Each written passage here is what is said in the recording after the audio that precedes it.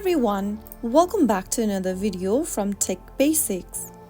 In this video, we are going to be learning how to log out of Uber Eats application using your iOS device. Signing out or logging out of Uber Eats is a simple process. First of all, launch open Uber Eats application from your app drawer, and from the main home page, tap on the account button at the bottom right corner. Now, from the account tab, tap on your profile icon at the top right hand corner.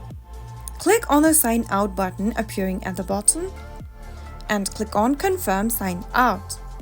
So that is how you will be able to log out or sign out of Uber Eats in just a couple of minutes.